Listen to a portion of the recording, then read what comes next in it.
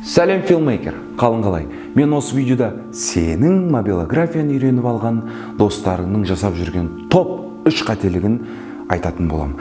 Және достар, сол топ 3 қателік бұл бағытты төменге түсіріп, профи видеографтардың жындарына тиюде. Так, давайте осы видеода сол қателіктерді үйренейік, жасамауға тырысайық. Кеттік. Ең алғашқы қателік басталады цветокоррекциядан. Пожалуй, көбінен байқағаным бұл цветокоррекция авариясы. Көбіміз видеолиппен монтаждадық, музыка қостық және цветокоррекция жасадық. Онда топ фильтрлар өзі екеу ғана HL1, HL2. Соны қолданған кезде достар, корректировкасын сәл азайтсаңыз, өйткені көзіміз уже оранжевый, тым көк түске уже непривычно қабылдайды. Бәрі соң қолданып кетті. Сәл түсірсеңіз дұрыс болады.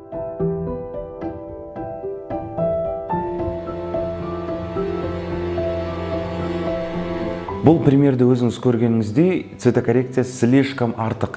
Менің берер кеңесім, если сіз видеолиппен бояйтын болсаңыз, әр кадрдың корректировкасына кіріп, ойнап шығыңыз. Насыщенность, контрастность түсіріп көтеріп көріңіз. Сонда ғана сіздің кадрыңыз, сіздің шығарған видеоңыз более-менее киноға жақындай түседі.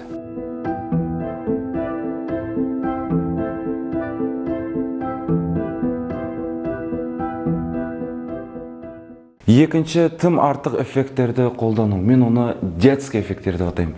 Міне, қазір көрсетем. Онда не кай анамнан бас қолдана берді.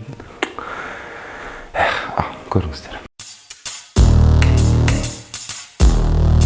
Сосын айтарым, эффекттерді қолдансаңыз, сіздің видеоңыз қымбат, әдемі, роскошный болып көрінбейді. Көрінеді, егер сіз оны әдемі жеріне қоятын, эффект керек деген жеріне қолдансаңыз. Ал если сезімге беріліп анда-мында қолдана берсеңіз, сіздің видеоңыз детский болып қалады. Сол үшін есте сақтаңыз.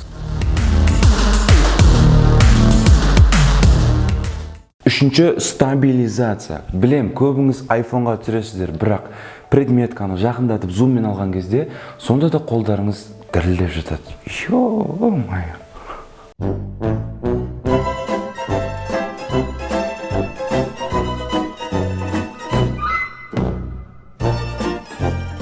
Сіздің ойыңызша предметканы, тамақты, немесе басқа да растенияларды түсіріп атқан кезде, қаншалықты ұзақ уақыт бойы плавно алып жатырмын деп ойлағанмен, қолыңыз по-любому дірілдейді.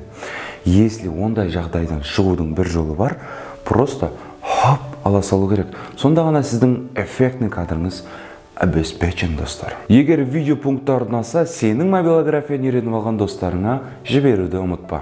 Олар да түсіріп үйренсін. Қазір итакты бәрі түсір, мобилография, ау-мау, но бірақ санаулы қаймақтары аз ғана. Қабілетті үйреніп алып, ақша таппай жүргендерді қаншама. Мобилограф болып ақша табудың және клиенттер өздері жазудың бір-екі фишкасы бар өз. Соны білмей жүрсіздер просто. Ал менің консультациямды алған мобилографтар сол екі фишканы қолданып, в деле уже ақша тауып жүр. Енді маңызды хабарлама. Менің Instagram парақшамда консультацияма набор ашылды. Если реально осы қабілеттен ақша табам, сол фишкаларды қолданып клиенттер өз маған жасын десеңіз, то мен дайынмын.